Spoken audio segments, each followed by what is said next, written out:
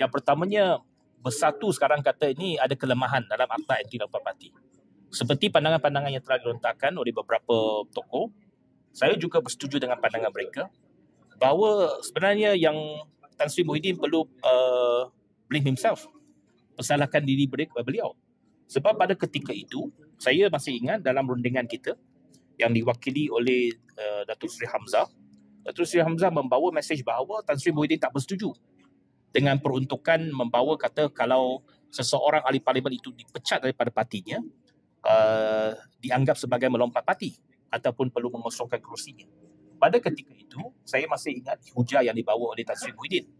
Beliau mengatakan bahawa dia ambil contoh dia sendiri. Dia dipecat daripada UMNO kerana dia kata dia lawan 1MDB. Dalam kes dia kata kalau dia dipecat daripada parti dan perlu pengosongkan kerusi, tak adil bagi dirinya. Jadi beliau menggunakan hujah itu untuk tidak bersetuju dengan satu peruntukan, iaitu kalau seseorang ahli itu melanggar keputusan partinya dan dipecat daripada partinya, tidak perlu mengosongkan kerusi. Itu pandangan beliau. Itu sebabnya peruntukan itu tak masuk dalam pindaan perlembagaan. Jadi pada ketika itu, kita dalam DAP sudah melihat ada kelemahan. Tapi kita pada ketika itu tidak menolak pindaan tersebut. Kerana kita tahu, kalau kita menolak pindaan tersebut, maka kita tak ada satu akta anti-lompat parti. Namun begitu, kelemahan itu kita mengambil langkah dalaman untuk memastikan bahawa untuk DAP kita boleh mengelakkan keadaan seperti itu. Iaitu kita mengatakan bahawa dalam peruntukan Perlembagaan Persekutuan, sekiranya seseorang itu tidak lagi menjadi ahli parti, dalam keadaan apa dia tidak menjadi ahli, maka dia perlukan kosongkan kerusi. Jadi dalam Perlembagaan Parti kita masukkan satu peruntukan.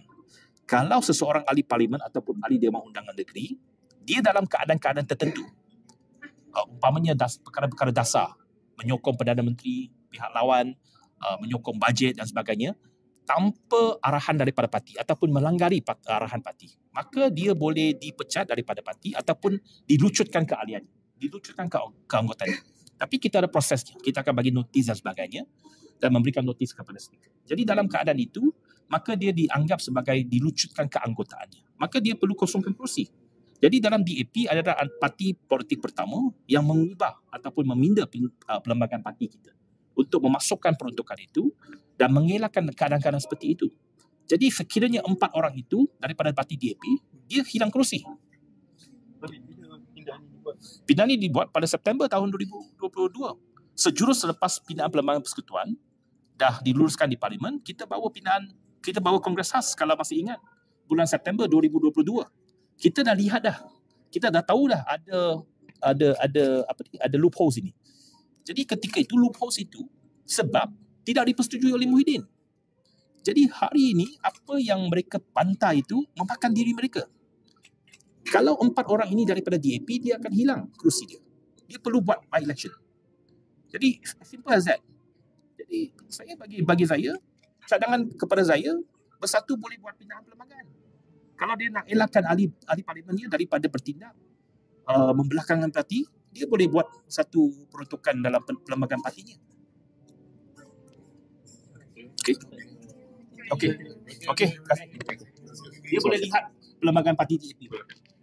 Dia lihat peruntukan dalam perlembagaan parti DAP.